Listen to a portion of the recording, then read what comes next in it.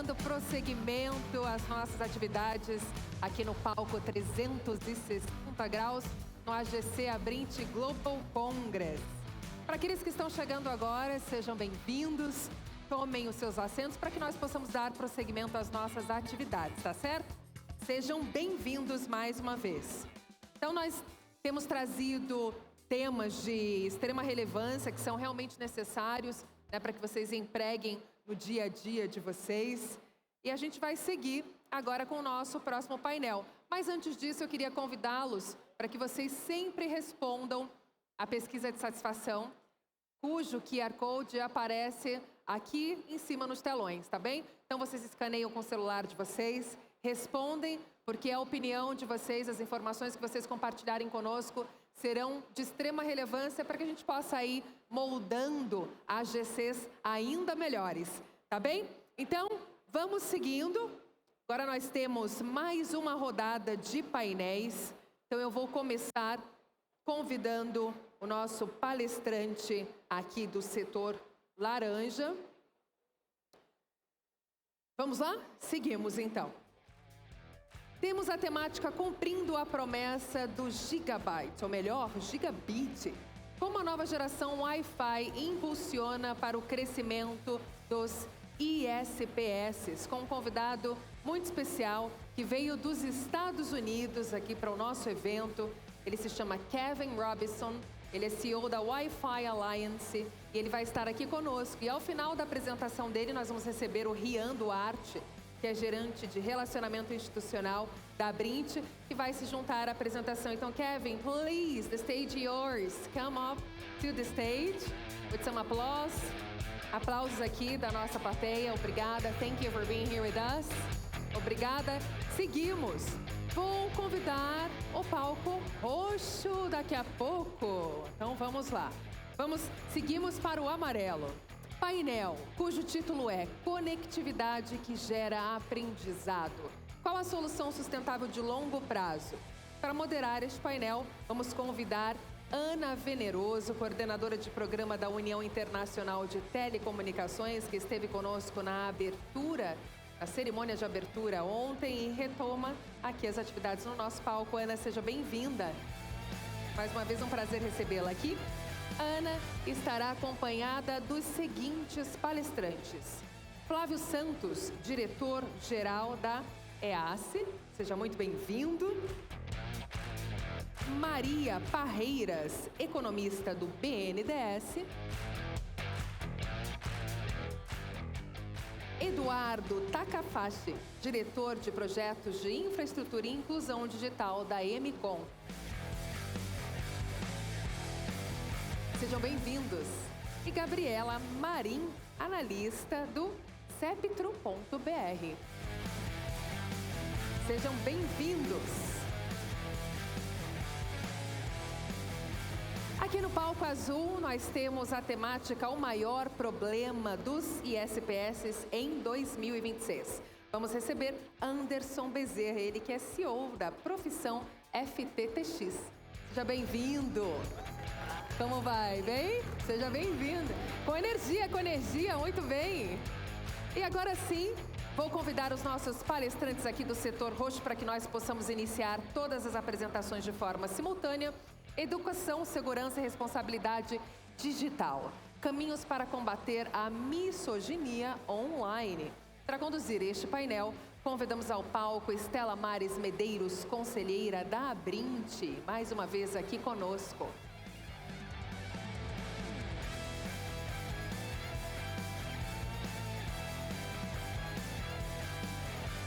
Estela, cadê você? Eu vim aqui só para te ver. Vamos aguardar a Estela. Vou convidar? Damos prosseguimento? Eu sei que ela está aqui, mas o Rhian me pediu para seguir, então vou convidar as nossas queridas painelistas, iniciando pela secretária executiva da Emicom, Sônia Faustino. Seja muito bem-vinda. Um painel composto só por mulheres. É uma alegria recebê-las aqui no palco. Seja bem-vinda, Sônia. Tudo bem, como vai? Fernanda Viana Prado. Pode sentar aqui, por gentileza. Deixamos aqui para a Estela. Vou repetir novamente. Fernanda Viana Prado, gerente-geral do Instituto Redes do Futuro. Seja bem-vinda. Como vai você? Tudo bem? Jamile Barreto, social, rever, diversidade. Seja bem-vinda, Jamile. Roberta Piozzi, diretora de Parceria e Projetos em Educação da Brascom.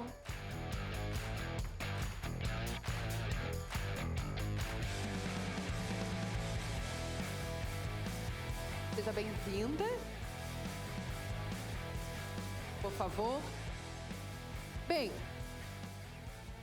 vou abrir então para que os nossos palestrantes e painelistas, por favor, iniciem suas conversas e debates. Ana, com você. Vamos aguardar a chegada de Estela. Please, Kevin, the stage is yours. Thank you. Obrigada. Seguimos. Great, thank you, and good afternoon, everyone. So as I said, I'm Kevin Robinson. I'm the CEO for Wi-Fi Alliance. Oh, there we go. Now we've got our presentation. So I'm going to be talking to you a bit about how we ultimately deliver on the Gigabit promise to the end user as ISPs, and specifically how Wi-Fi ultimately is going to be an enabler for ISP growth going forward. So as I'm sure all of you know, there are incredible investments happening in fiber, right? No matter where in the world you are, whether it's fiber to the home, whether it's fiber to the room, again, incredible investment. But one of the key things with that investment is that at the end of the day, the experience at the end of that fiber link is not the experience that is ultimately going to be driving customer satisfaction, reducing churn, and just providing a great experience for your customers. Ultimately, Wi-Fi is the way that people experience fiber, or really any broadband technology. And I think it's very clear why this is the case when you look at roughly 80 to 90% of all traffic is consumed indoors. It's kind of a sad, maybe a little bit of a sad commentary on us as humans that we spend roughly 90% of our time indoors. I'm sure we'd love to be, outdoors more, enjoying the outside, but the reality is with work, home responsibilities, whatever it might be, we're in home roughly 90% of the time. And Wi-Fi is ultimately where that data consumption happens when you're indoors. And in fact, the other key piece of this is that when you're starting to look at Wi-Fi experience, there's really been a very fundamental shift in the way people describe that experience. I think for many years, it's been bring out the latest speed test app and test your ISP. Are you getting 500 megabit per second? Are you getting a gigabit per second? Maybe more than that now in some regions. That's simply not good enough anymore. Yes, top line performance in terms of bandwidth is an important ingredient to delivering that ultimate experience to the user, but it's only one ingredient. Ultimately, it's going to come down to whether users are able to experience the specific applications, whether that's gaming, VR, real-time AI, large language models where you need lower latency uplink, for example, very responsive AI. All of those go beyond just simple speed. And where that starts to have a really big impact on specifically the operator business model is that increasingly how customers perceive the quality of their broadband subscription is through the quality of Wi-Fi. This one stat here shows that at any given time, roughly 1 in 3 customers is actively considering whether they should switch providers, right? So that's something I'm sure that weighs on the average service provider of how they ultimately ensure that the decision after, for those 1 in 3 people is to stay with the current provider, particularly if you're their current provider. But when you think about maybe some of the ways that you could evaluate, okay, what might make them switch? And certainly price is one of those things. I think that companies are thinking, well, hey, maybe I need to be offering a better price in order to get that customer to switch or to prevent them from shifting. Well, what we're often seeing is that, yes, price is a factor, but for 40% of individuals that switch their subscriber, they make that decision and they specifically cite Wi-Fi quality as why they make the switch. So again, it doesn't necessarily matter that you're getting them gigabit access to the home or even to the room.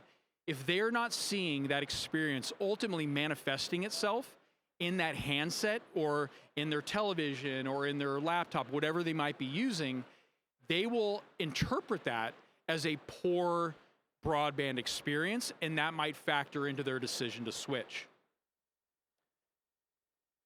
Now, this obviously is going to vary greatly, whether you're talking about Europe, US, Brazil, Asia Pacific, etc. But this one stat is specifically looking at costs in the United States for a service provider to win back a lost subscriber.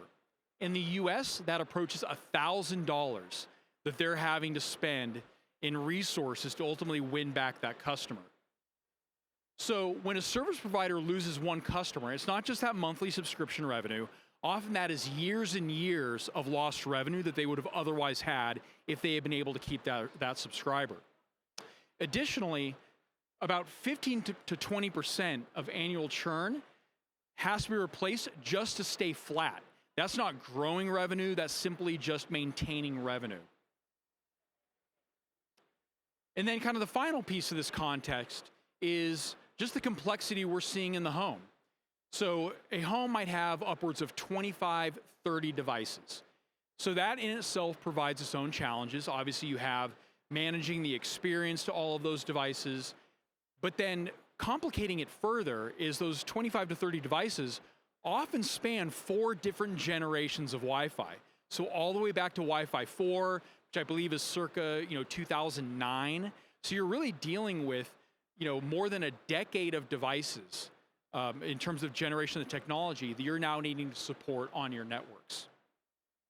And from the consumer's perspective, yes, it's critical that the latest iPhone is working, or the latest Galaxy, or Huawei device, whatever device they happen to be using, Xiaomi.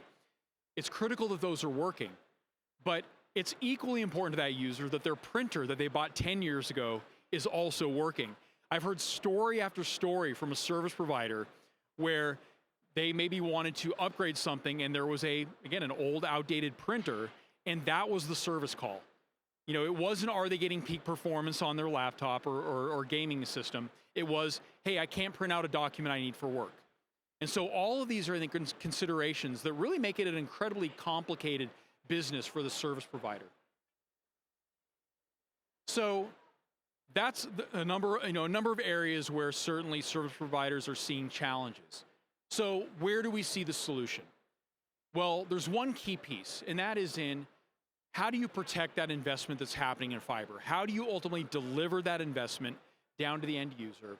And that is increasingly by turning to the latest generations of Wi-Fi. The latest generations of Wi-Fi are what turn gigabit fiber into a gigabit experience. So technologies like Wi-Fi 7, which is what we look today as today's Wi-Fi, provides things like multi-link operation. With multi-link operation, you can deliver greater reliability by spreading data traffic across multiple bands for real-time load balancing. You can provide more determinism, lower experience packet loss, lower latencies, et cetera, all delivered through this multi-link operation, which is a particular feature of the current generation of Wi-Fi. You also get wider channels, 320 megahertz channels, which get you upwards of theoretically getting into 5 gigabit per second.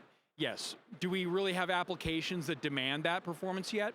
Not yet, but when you're looking at, particularly when you have more dense deployments, maybe when you have multiple users that are all contending for the same spectrum, now those wider channels ensure that each user, when they have their slice of that airtime, they're getting high performance. So delivering gigabit indoors all the way to the device. Delivering quality of service. So again, it's not just about top line speed. It's about how are you ensuring that there's sufficient priority delivered to voice calls, video calls. Increasingly, this is absolutely essential for the user. How many of us are working from home at least part of the time and relying on the quality of that Teams call, Zoom call, whatever it might be, to conduct business? And that experience, again, is ultimately delivered through Wi-Fi and through the quality of service mechanisms that sit on top of Wi-Fi 7. Going back to those challenges around a fragmented environment in terms of generations of devices. Of course, with Wi-Fi 7, like any Wi-Fi technology, we ensure that it is both backwards compatible, but also secure. So this is what ensures that that 7-year-old printer still works, even when you're upgrading to the latest generation of Wi-Fi. So that's all great in practice, and certainly it's something we want to see. But what is actually happening in real deployments? Unfortunately, what we're increasingly seeing is that consumers want leading edge connectivity, but they may be receiving legacy Wi-Fi from their service provider. So let's talk about what consumers want. Again, I talked about how consumer experiences factor into churn rates, how consumer experience on Wi-Fi is ultimately how they are going to grade or rate the quality of their broadband provider.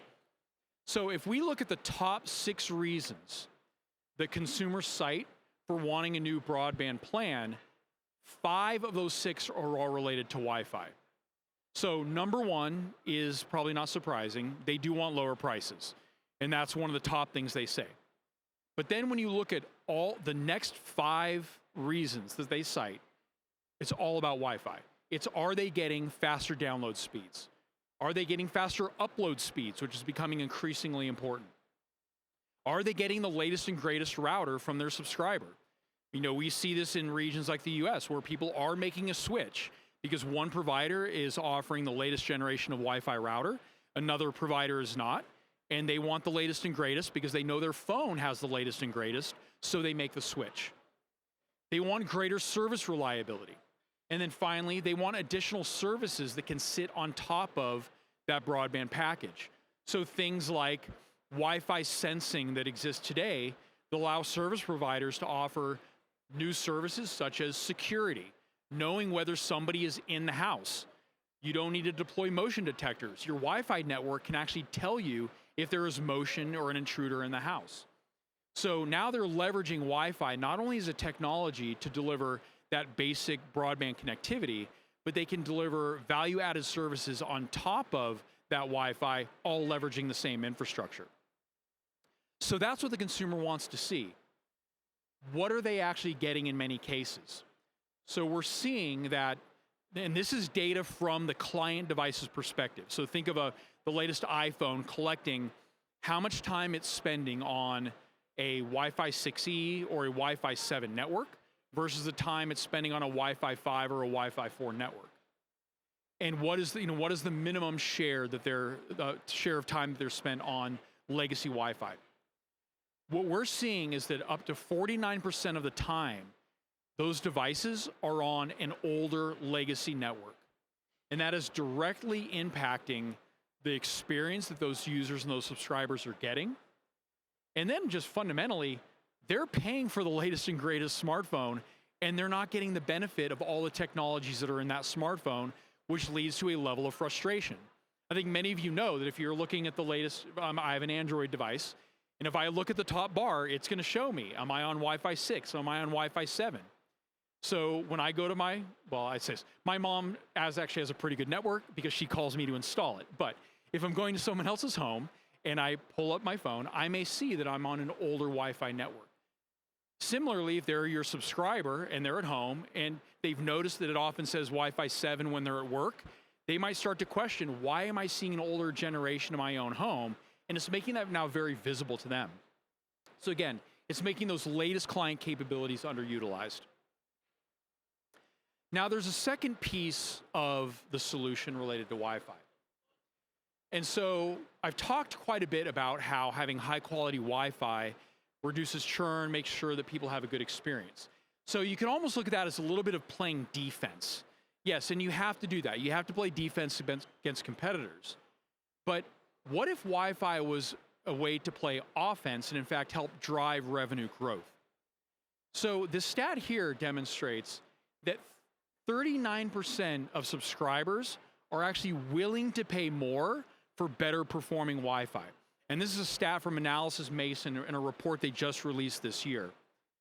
Now, 39%, that's pretty good that are willing to pay more for better quality Wi-Fi. But it's even better than that, because an additional 24% said that they would actually consider paying more if they fully understood the benefits that they were getting through that higher performance Wi-Fi in the home. So again, this is an opportunity to grow revenue, reduce churn altogether.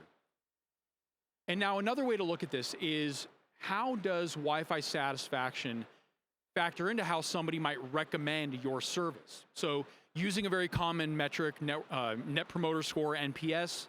So if you look at a 1-point improvement in Wi-Fi satisfaction, that produces a measurable lift in whether people are going to recommend your service to their friends and family. And so that has a measurable reduction as well on churn intent. So again, Wi-Fi is a way to play offense and ultimately drive greater customer stickiness and drive top-line revenue growth.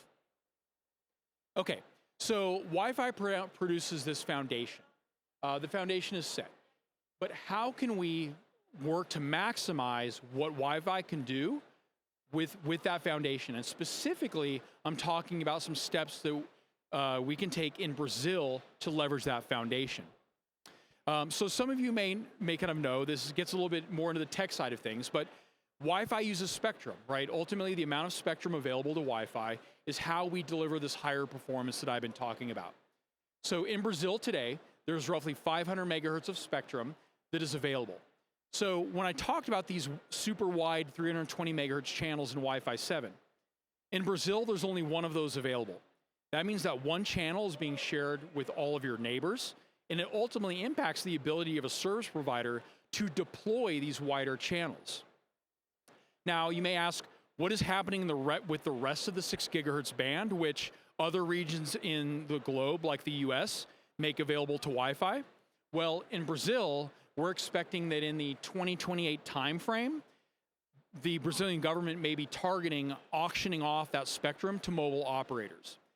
Now, we've already had one delay in this auction because the operators are saying, wait, we're not quite ready to pay for it. We're not quite ready to make use of it. Yet today, Wi-Fi can make use of it. In fact, we do very well in the US. So, but that is a reality. That is where the Brazilian government is going, is to auction off this spectrum in 2028. But there's actually a hybrid model we can make use of here that can actually get us the best of both worlds. And that's through the use of something called automated frequency coordination. And through this, Brazil has an opportunity to deliver 6 gigahertz Wi-Fi for Brazilians. So I'm going to point to another country, I think, that has an example of a playbook that maybe Brazil could draw from. And this is the United Kingdom, and they have a coexistence framework that allows Wi-Fi and IMT to potentially share the band so that Wi-Fi and Wi-Fi users get immediate benefit while we wait around to see whether cellular ultimately deploys into the band. So right off the bat, the UK is giving Wi-Fi an additional 160 megahertz. So already that is an immediate benefit in terms of the capacity of the networks that you're deploying. Then it takes the remaining 540 megahertz and it essentially designates that as a priority band for mobile. So if mobile ever shows up, and particularly in, let's say, dense deployments is the most likely case where you might see mobile in that band, then mobile will use that part of the spectrum. Now, if mobile is not using it, Wi-Fi can opportunistically use that piece of the band. And that's done through this database access that essentially every device or every service provider makes a call to the database. And if it's not being used in that specific location, then Wi-Fi can make use of it. The other thing they're doing is, rather than giving nationwide licenses for the upper part of the band, they're doing subnational licensing. So they're saying, really, mobile only needs capacity or in very dense areas. Maybe it's in the city center of Sao Paulo, they need it. But in the majority of Brazil, I mean, clearly out in the rainforest, Amazon rainforest, you're not deploying dense capacity for IMT. So maybe use that for unlicensed use for fixed wireless access. to enable getting connectivity to, let's say, unconnected towns and villages. And that can all be leveraged through AFC. So why does this matter for Brazil? One, both technologies get meaningful access to the same band, so we're making more efficient use of the spectrum. And finally, we're able to, with outdoor and standard power Wi-Fi, we're able to have a more actionable band sharing framework. So finally, just one other thing to touch upon. So mentioned that I'm from Wi-Fi Alliance. So Wi-Fi Alliance is the network of companies worldwide that bring you Wi-Fi. Another key aspect of deploying Wi-Fi is delivering on the trust that the end user and that the ISPs expect to get from their Wi-Fi. And that's really what happens in Wi-Fi Alliance. We are the infrastructure, essentially, of trust. We are the ecosystem to make sure that Wi-Fi delivers on these experiences. In our 25-year history, we've certified more than 85,000 different product models. It's all all your smartphones, all your access points, routers, CPE, come through our certification to make sure that they work well together regardless of vendor and meet on expectations around Wi-Fi. We're made up of more than 900 companies from around the world. And as I said, building on more than 25 years of continuous interoperability. Now, with all of these capabilities, we're delivering the latest generations of Wi-Fi. Every subsequent generation just becomes more complicated. And it's not this linear progression of it's 5% more complicated. Every generation, it's more of an exponential or a compounding complexity. And this is where it becomes incredibly important for ISPs, device vendors, CPE vendors to ensure their devices are incorporating the latest security, the latest interoperability, and the latest features that deliver on the experiences I've been discussing. So what are some of the things on our roadmap that you can expect to see in the near future that further build on this idea of an enhanced experience?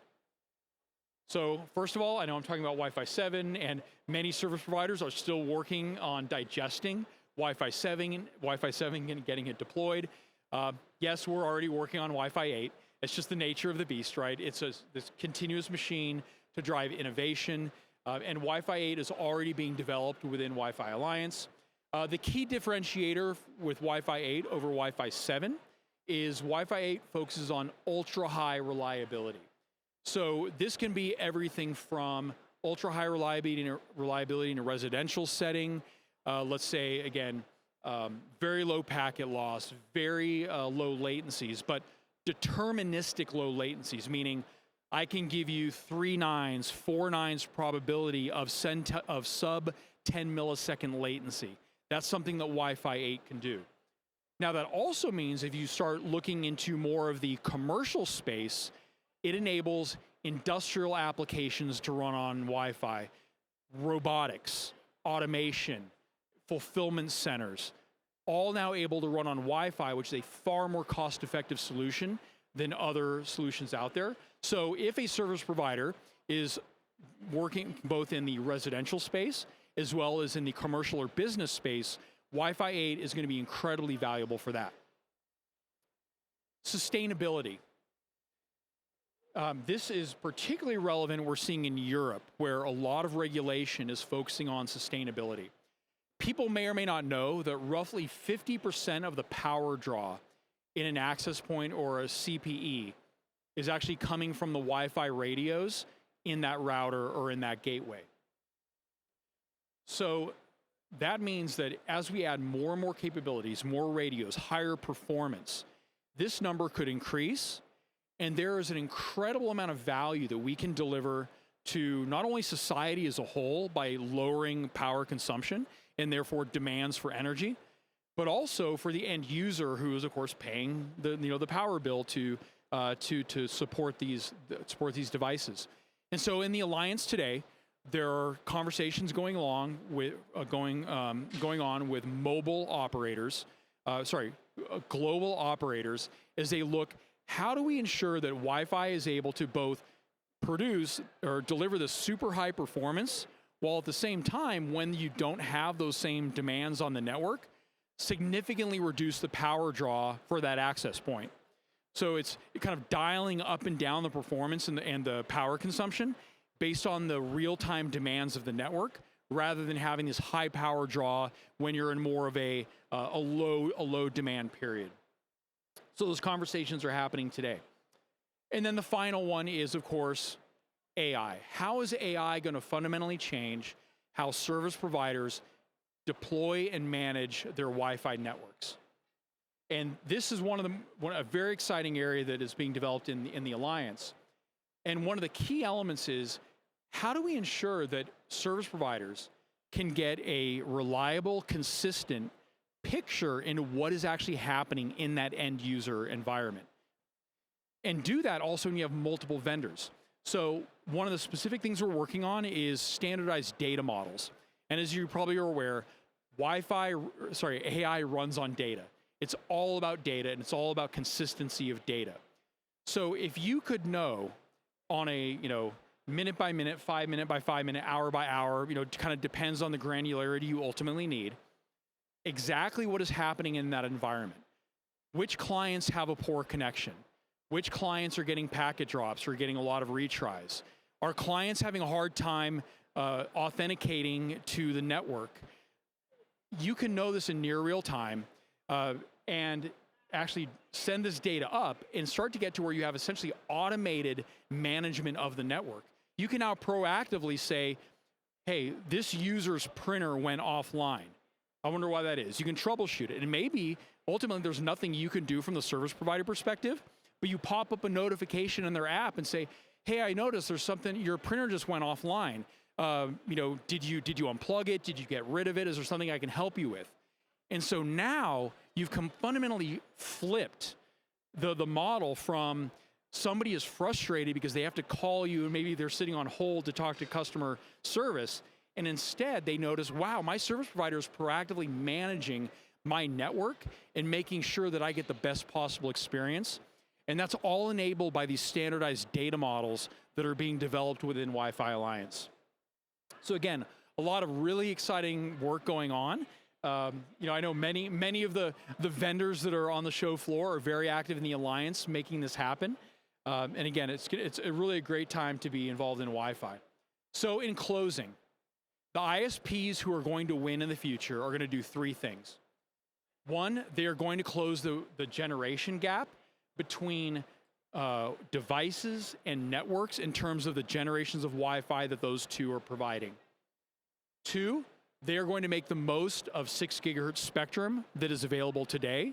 And as we make more 6 gigahertz spectrum available, they are going to maximize the use of that spectrum.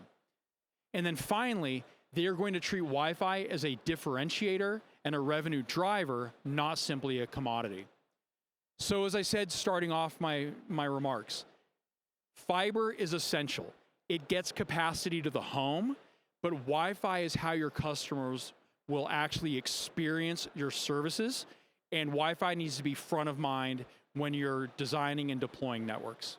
So thank you very much, and I think we'll now transition into the fireside chat portion. Thank you.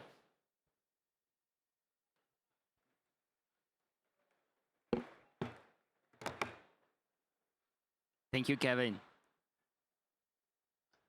So, hello everyone. My name is Rhian. I'm from Brinch. We wanted to make sure we have Kevin for one full day here in Brinch. We wanted to make the best experience we could. So we did not want him just having a talk. We wanted to have some questions for him as well. And this was a very good presentation. Thank you very much, Kevin. You went through business side, tech, and also looking ahead to the future on Wi-Fi 8. I think for us in Brazil, it's very interesting to see customer behavior because you're looking at the whole world. You're having data from the US and Europe that is actually very similar to what we see in Brazil as well. And your main message is ISPs should look at Wi-Fi as the core or part of the core business. Especially for me at home as a consumer, my wife only complains about Wi-Fi, only complains about the internet because perhaps she's trying to watch something or she's having a meeting and there's some Wi-Fi oscillation and she's like, oh, my provider is bad today. And she doesn't care about Wi-Fi, she doesn't even understand it. So how are there any lessons from US or the UK or Europe as a whole on perhaps new business plans or new solutions that ISPs are coming out for, perhaps a new upgrading package for Wi-Fi? At least when I'm one of those consumers who are willing to pay more. And actually, when I changed my providers a few years past, I went around calling, do you have Wi-Fi 6? Do you have a Wi-Fi 6E? What do you have? Can you offer? Can I pay more to have a better router at home? So what can we look at on the business sides for ISPs? Sure, and honestly, one of the challenges is that Wi-Fi is viewed as simply the internet, right? I mean, that's how most people, and they may say, hey, my Wi-Fi is not working, and it might be that the broadband connection is out. It might be something totally unrelated to Wi-Fi, but in most consumers' minds, Wi-Fi is simply the internet, right? That's the word they use to describe the internet. And so similarly, I'll have the same thing, and I'll be on. In fact, I'm crossing my fingers that I don't have a text coming in right now about my family complaining about the network or something, because they don't care what time zone I'm in. It's if the network is not working, if the Wi-Fi is not working, I am getting a call at 3 a.m. because it needs to work, right? I mean, that's how central it is to people's lives. And so I think one of the things you see is it's a shift in how people, let's say, are marketing their broadband. And so increasingly, I'll use an example in the US because there's actually a billboard as I leave my home and get ready to go on the expressway, and they're selling the latest fiber offering. It happens to be Google Fiber is making a big push in my neighborhood. And they're not talking really about fiber. They're not talking about the speed of fiber. They're saying, Google Fiber, Wi-Fi 7. And what they're really promoting is the latest generation of Wi-Fi, that they are delivering the greatest, the latest technologies, the best experience.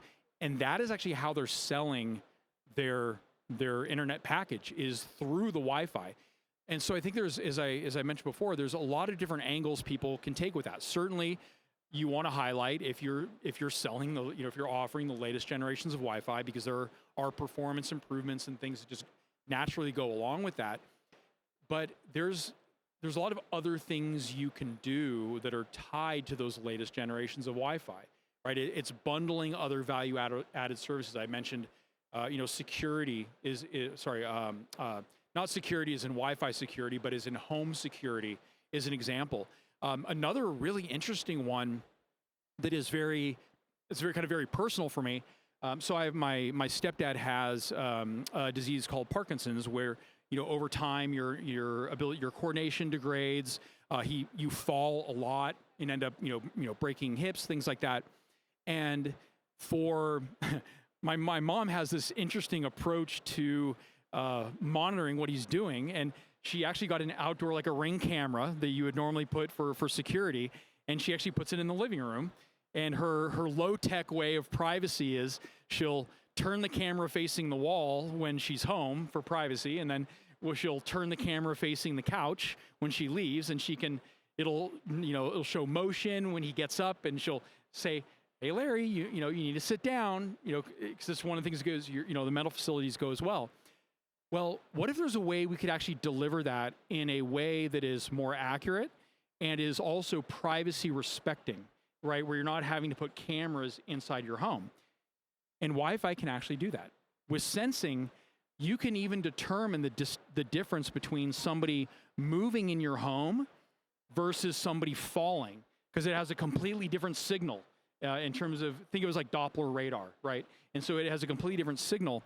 And you can actually detect if somebody falls in the home. There are uses of this in cars where you can detect the breathing of an infant who maybe accidentally was left in the backseat of your car in the heat. And the car can say, hey, there's somebody still in the car, and it can start honking the horn. So there are all these like really interesting applications that I think if service providers get creative around the toolkit that Wi-Fi provides to you, there's all sorts of opportunity, not only for charging more for just higher performance connectivity, which you absolutely can do, but then adding some of these other services on top.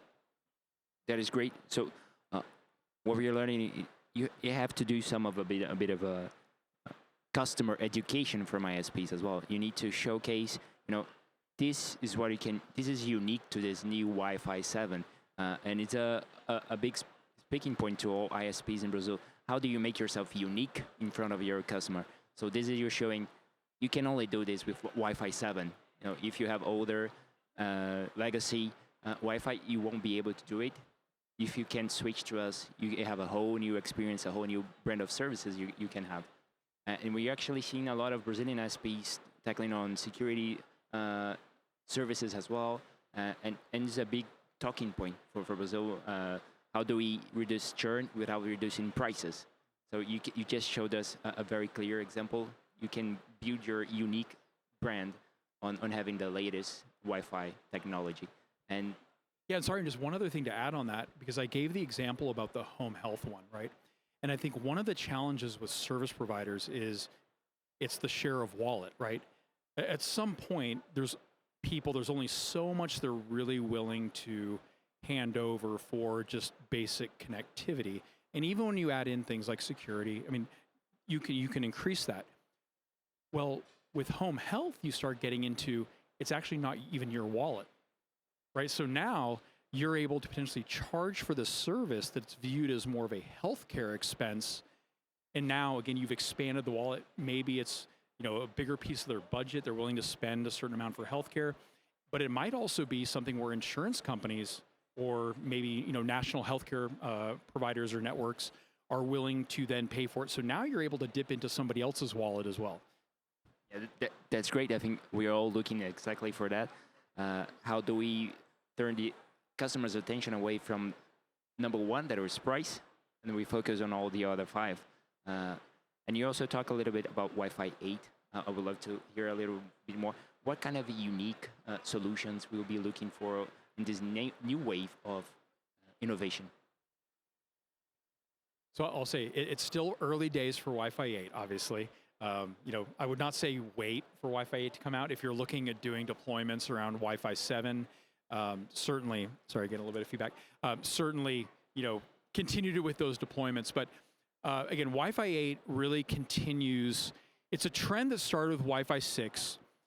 And I point back to Wi-Fi 6 as the first time where the industry made this pivot towards experience over speed alone. Now, don't get me wrong. Wi-Fi 6 increased speed, Wi-Fi 7 increased speed. Wi-Fi 8 is still going to increase speed, right? That's never going to go away. Everybody wants to see that. But with each subsequent generation, it's been more and more about the realized speed. Like, are you in all of these different environments, all these challenging environments? Let's say it's a stadium, it's an airport, it's a multi-dwelling apartment or condominium unit, right? Where you have hundreds of apartments that are all contending for that same spectrum. How do I still deliver that performance, right? And so that's what we've had, this continuation starting with Wi-Fi 6 and Wi-Fi 7 with things like MLO. Wi-Fi 8 takes that to an entirely different level, right? So it's about very high reliability. It's, when we say determinism, I know we hesitate to use terms like guarantees, but Wi-Fi 8 really is the first generation that starts getting you to probabilistic guarantees, right? Again, assurances of 3 nines, 4 nines, 5 nines of very specific performance metrics in these challenging environments. So now it's not as much of a best effort anymore where you as a service provider are selling this premium experience. Maybe it's a premium gaming experience or a business package that ensures your calls are never going to drop, whatever it might be. Well, today there's still an element of best effort in there, right? Where there's some risk that maybe because of the unique environment, you can't deliver that. Now with Wi-Fi 8, you can actually make those commitments and say, yes, I'm giving you a service level because I have high confidence that I can meet this, every day, every time. And that's really what Wi-Fi 8 is about. So, in addition to the speeds. Now, again, it's in residential. We often do point at more of the industrial applications because they are very demanding. So when you're talking about a robot that is zooming through a factory floor, now you're talking safety of life. And if Wi-Fi can do that, which it's going to be able to do, it can absolutely do more of the consumer applications you're going to see in the home. That's great. And perhaps you could have a show of hands with the audience. Who here is offering Wi-Fi 6 for the customers today? Show of hands. And who is offering Wi-Fi 7 for at least some part of the customers? So we have only just one. So congratulations, you're already unique right now. So I hope are you also using that as a part of your marketing? Do you have any marketing specific for Wi-Fi 7? Yeah. So here we are still moving on. Most of ISPs in Brazil actually are still in Wi-Fi 6. What should our ISPs be looking at to make the move to Wi-Fi 7? Like not only on how they need to think about new service models, perhaps they need to think only about the prices for the customers, finding the sweet spot, which customers would be willing to pay for Wi-Fi 7. How do they start this journey on? So I think one of the key elements with Wi-Fi 7, and it's not a requirement for Wi-Fi 7, but certainly when you have capabilities like multi-link operation, which essentially leverage having multiple frequency bands, 2.4, 5, and 6. Okay, having that 6 gigahertz band available is important, because if you look at something like an MLO using only 2.4 and 5, yes, it does deliver improvements. Don't get me wrong, right? It does deliver a marginal improvement, but it's not, because 2.4 gigahertz is so heavily used, you're not getting quite the same benefit as if you have that tri-band router. Now, there is cost involved, and I think obviously every operator has to go through the business evaluation of, okay, does it make sense to do this deployment now? Does it go to all of my customers? Does it go to targeted customers? Maybe you're doing 6 gigahertz where you have these more dense deployments where you have more contention. That's all going to be part of the decision-making process that an operator goes through, right? So I don't think there's any one-size-fits-all, but I do bring up the spectrum because to really maximize the potential of Wi-Fi 7, that spectrum is a key ingredient in it, right? And so, thinking through, again, how much of it is available, what type of deployment environments am I operating in?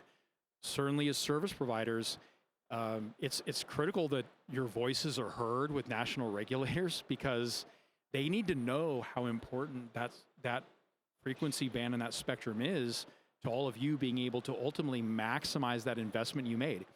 You're paying, if you're doing tri-band, you're paying for the radio anyway, right? It's at that point, it's in the BOM, right? You paid for it. You want to get as much performance and as much ROI as you can out of that radio. And that's really why we want the full band. Well, that's a great lesson. I think what we get here from, we need to be more proactive with our customers. We need to understand their needs, so we can actually look forward to where we can push those Wi-Fi 7s, where we can charge more. Perhaps we need to understand better our customers as well, to know our own base of customers. And we have a few minutes left. I would love to hear a little bit more about as well Wi-Fi on the outdoors, and because Wi-Fi Alliance also in Wi-Fi and AFC operator in United States and Canada. We'd love to hear a bit more about what is that experience, and what are the solutions we're seeing for Wi-Fi outdoors as well. And I'm going to give a little bit of a teaser on something. So we actually have a report that a research study around a trial that we're going to be publishing probably in the next month or so, where we did, so looking both in enterprise environments as well as residential environments, single family home, multi-story, et cetera. What is the performance increase that comes with doing standard power, which is what's tied to this, automated frequency coordination, over low power indoor? And then I'll also talk about the outdoor piece of it. So, first of all, by going with some of these dynamic spectrum access models, which what you see in the US and Canada with AFC, It gets you higher transmit powers, which where it's really helping you is it's getting you like an additional room or two of gigabit performance, right? So now in many homes, you don't need an extender to give gigabit to every corner of the home. So that's a reduction in cost for the operator. They don't have to offer up an extender or a mesh system to that particular home. Now, there still might be homes that you do need to do that, but maybe you go from 3 total APs to 2 because you have this higher power. It also delivers higher quality on the uplink, right? So it's, APs, they often, just because the quality of the antennas and things like that, they can deliver high quality links down to the client devices, but by going into what they call standard power, now you get a more symmetrical link, which means the clients get a better connection going back up to the access point. So again, as we go more into a world where the asymmetry between downlink and uplink traffic starts getting a little bit more balanced, now that uplink link becomes very critical. And that's kind of enabled through this AFC. So that's one of the things you get through standard power is a higher quality link in more area of the home. Now the other thing is it's what enables 6 gigahertz use outdoors. And so that can be, we see it in amusement parks, we see it in outdoor stadiums. By the way, you're going to see a ton of this use at World Cup this summer in the US. All of these stadiums in the US are going to be leveraging 6 gigahertz, every single one of them. They're doing things like, instant replay on phones. They're doing ordering of food. So all of these things around the fan experience around World Cup is going to be built on outdoor 6 gigahertz infrastructure in these stadiums in the US. And all of that is enabled by AFC. So, it's an incredibly exciting, development. It takes some work and from both the regulator and from the industry to ultimately get these deployed, but it's very doable. Like I said, we already have examples in the US. We're expecting the UK to deploy AFC by the end of this year, and we'd love to see Brazil be counted in that on that list as well. Yeah, Abrinci is working very hard on that. We're hosting in AGC. We are hosting a Wi-Fi 6 outdoor on 6 gigahertz trial as well with some of our partners in Rucus and Ubiquiti. So maybe if you have a phone that is available on that your Wi-Fi 7 updated, the latest phones, you might be able to use Wi-Fi 6 outdoors. We are doing the trials here. We are trying to push the agenda of the AFC in Brazil as well. We're having good talks with Anatel, and one of the big partners is Wi-Fi Alliance, and we are also we are hoping to get that moving in Brazil. And perhaps we have 2 more minutes. Perhaps one final message for Anatel is also listening to us, but also to Brazilian ISPs. What would be one key message that they should say for Wi-Fi Alliance? I would say it's the key message that I deliver pretty much anywhere I go in the world, which is when any regulator, and of course ISPs who are can influence those regulators and make their needs heard, whenever they're looking at a long-term strategy around connectivity, any strategy that does not put Wi-Fi front and center is ultimately going to fail to have the desired impact on the end user that they intend. That is just the reality of it. When you have 90% of smartphone traffic going over Wi-Fi and you don't consider Wi-Fi, that is a problem. When you're spending significant sums of money to deploy fiber, so I know we talk about this a lot in Europe, to deploy fiber, so you have gigabit, multi-gigabit to the home, and you're only able to deliver 250 megabit to the device. What is the first thing that people are going to do? They're going to check, am I actually getting the performance? And so all these investments ultimately are not going to have the payback, both from just customers having a good experience for all the things we do in our lives, but there's very real economic impact and socioeconomic impact of now you have towns where the populations can work, they can remain in that town, and they can be engaged in the global economy from that town.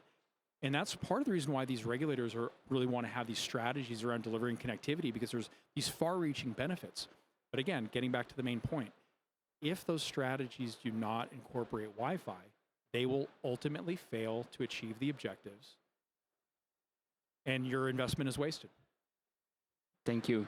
Thank you, Kevin, for participating. We're hoping to have you here next year as well. And we'll have a panel with you later today that we're most looking forward to. Thank you so much. Pleasure to be here. Thanks for inviting me.